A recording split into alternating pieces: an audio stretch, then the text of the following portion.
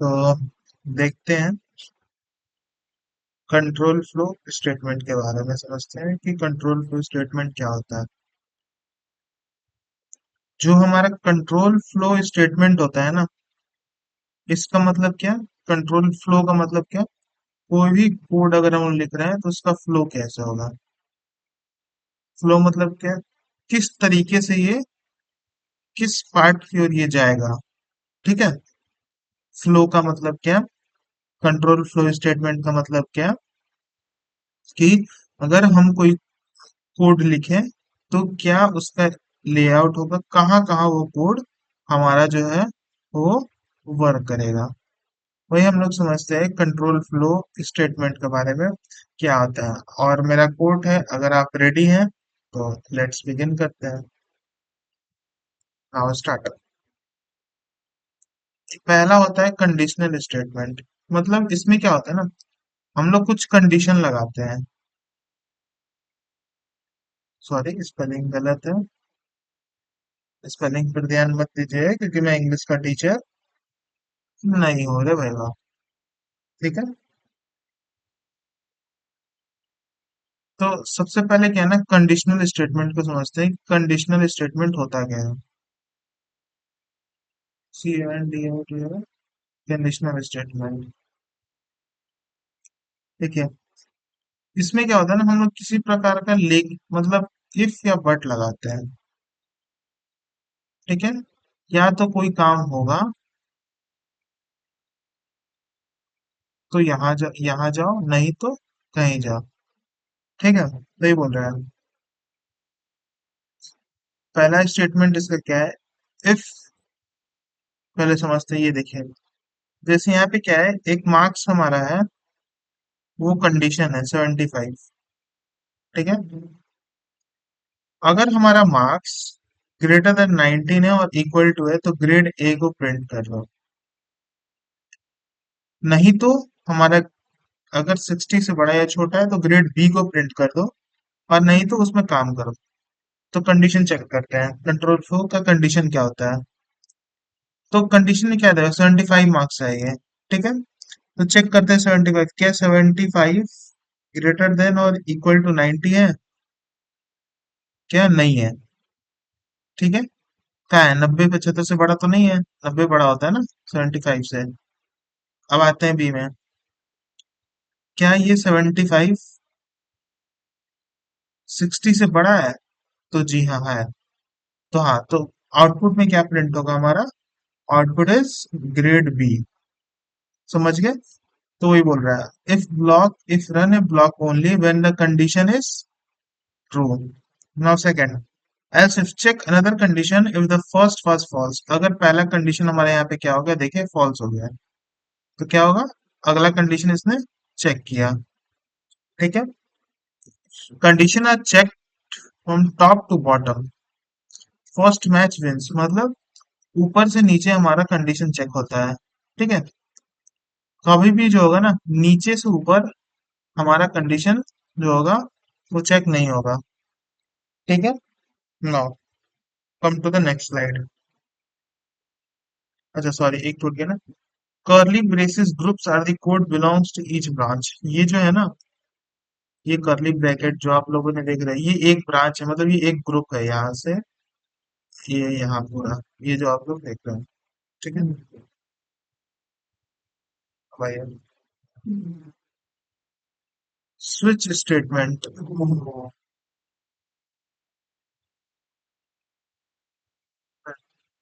Switch statement क्या होता है? देखिए, ये स्टेटमेंट जो होता है ना, स्विच स्टेटमेंट, इसमें क्या होता है कि कोई केस वाइज होता है, केस वन, केस टू, ऐसा। अगर कोई वैल्यू केस वन, अगर कोई वैल्यू असाइन कर रहा है, केस वन में सॉल्व हो रहा है तो केस वन में भेज दो, नहीं तो इसको स्विच कर दो, सॉरी, नहीं तो इसको स्विच कर दो केस टू में, ऐसे। ठीक है। अब देखें इसमें क्या, जैसे देखिए लेट डे इक्वल टू 3 है। ठीक है। Now case one, switch day. Now console Monday, अगर डे इक्वल टू 1 हुआ मंडे, मतलब ब्रेक कर दो स्टेटमेंट। ठीक। केस थ्री, जैसे केस वन है ना, और जो केस थ्री है डायरेक्ट हम लोग देखते हैं। केस थ्री क्या है, day equal to 3, Wednesday print कर दो, तो हमारा आउटपुट में क्या हो गया, वेनेसडे प्रिंट हो गया। मतलब ये स्विच केस स्टेटमेंट है, इसमें हम लोग स्विच लगाते हैं। ठीक है। Can define a possible match, can define a possible match. ठीक है। Break stops it from falling into a next case. मतलब अगर ये स्टेटमेंट नहीं चलता है ना, तो ये स्टेटमेंट यहीं पे ब्रेक कर देगा। ठीक। डिफॉल्ट रन्स में नो केस मैचेस, मतलब अगर इन दोनों में से कोई केस मैच नहीं करता है ना, तो हमारा डिफॉल्ट केस चल जाएगा। ठीक। Best use for many exact value comparison. हाँ, अगर हम लोगों को वैल्यू कंपैरिजन करनी हो ना, तो इसको हम लोग यूज करते हैं। ठीक है। नेक्स्ट स्लाइड पर लूप्स, फॉर और वाइल लूप्स। ठीक है। फॉर लूप क्या होता है, कोई भी नंबर है ना, अरे यार क्या हो जा रहा है ये। हाँ, कोई भी नंबर है ना, कोई भी नंबर, जैसे मान लीजिए ये हमारा बॉक्स है। ठीक है।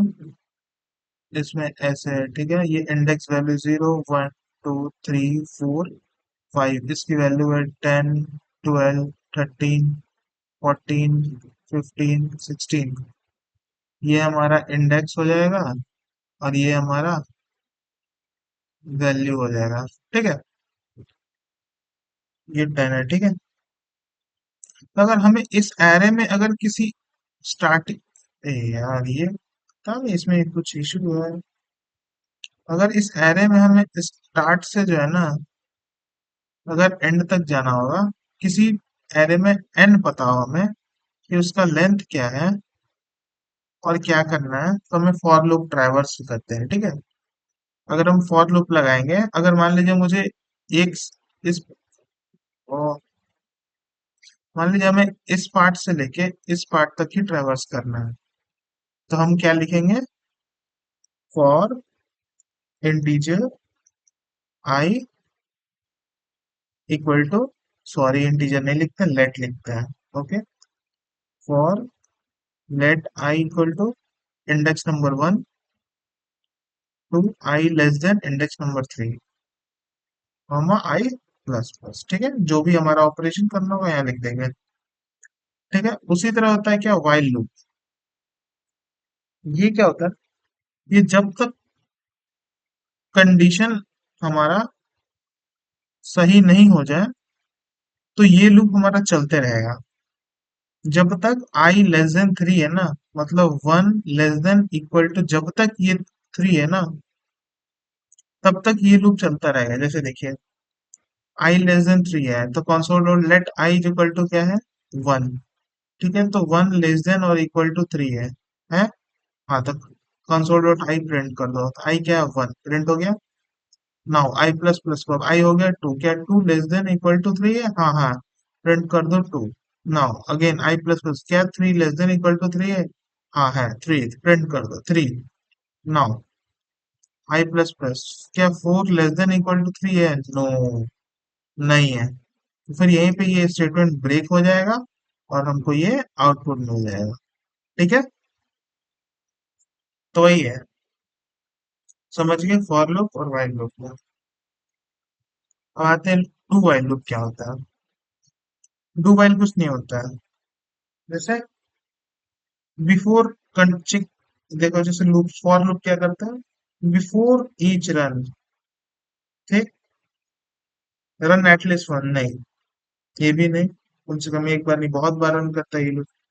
डू वाइल लूप क्या होता है ना, कम से कम ये एक बार तो वो रन करेगा ही करेगा। ठीक है। चेक कंडीशन करता है आफ्टर ईच रन। आप देखिए अंतर क्या है, ये जो है ना, ये कंडीशन होने के बाद ये वाइल चेक करता है। ठीक है, ये चीज है कि नहीं, पहले ये काम कंप्लीट हो जाएगा, ठीक है, उसके बाद ये चेक करता है। ठीक है, तो ये वही है, वही बोल रहा है, पहले ये काम करेगा, पहले ये काम कंप्लीट करेगा, फिर ये काम को चेक करेगा। ठीक है, नाउ समझते हैं break statement and continue statement. ये भी कुछ नहीं होता है। ब्रेक का मतलब क्या होता है? रुक जाना, होता है ना। ब्रेक का मतलब होता है रुक जाना। मतलब अगर कोई स्टेटमेंट कहीं पे रुकना चाहते हैं तो ये ब्रेक कर देगा। ठीक है, तो for example this is the code and we understand what to see. तो यहाँ पे क्या है ना, फॉर लूप लग रहा है। ठीक है, तो फॉर लूप में क्या है, let i is equal to 1, i less than equal to 5, i plus plus, मतलब जब आई की वैल्यू 3 हो तो इस स्टेटमेंट को ब्रेक कर दो। दैट मीन्स, ओके, जब आई की वैल्यू 3 हो तो इस स्टेटमेंट को तुम ब्रेक कर दो। ठीक है ना, यही बोलना चाह रहा है ये। ठीक है, इसी का मतलब होता है ब्रेक स्टेटमेंट। कंटिन्यू स्टेटमेंट क्या होता है? मतलब अगर कंटिन्यू मतलब क्या हुआ, चलाते रहना, चलते रहना। क्या होता है? चलते रहना। ठीक है, वैसे जब आई की वैल्यू 3 है तो स्टेटमेंट को कंटिन्यू रखना, बस, कुछ नहीं। अगर यहाँ पे क्या है, जैसे मान लीजिए आई की वैल्यू 3 है, स्टेटमेंट जैसे आई की वैल्यू 3 है ब्रेक कर दो स्टेटमेंट। तो इसमें देखो 1 और 2 प्रिंट हुआ, क्योंकि आई की वैल्यू 3 पर ही ब्रेक हुआ, 5 तक ये जाने ही नहीं दिया। यहाँ पे देखो 5 तक प्रिंट हुआ होगा, हाँ। क्यों? क्योंकि इस 3 को यहाँ पे हम लोग क्या किए, कंटिन्यू कर दिए। ठीक है, अगर इसका आप लोग कोडिंग पार्ट भी जानना चाहते हैं तो हमें कमेंट कीजिए, मैं इसका कोडिंग पार्ट भी आपको एक्सप्लेन कर दूंगा। ठीक है।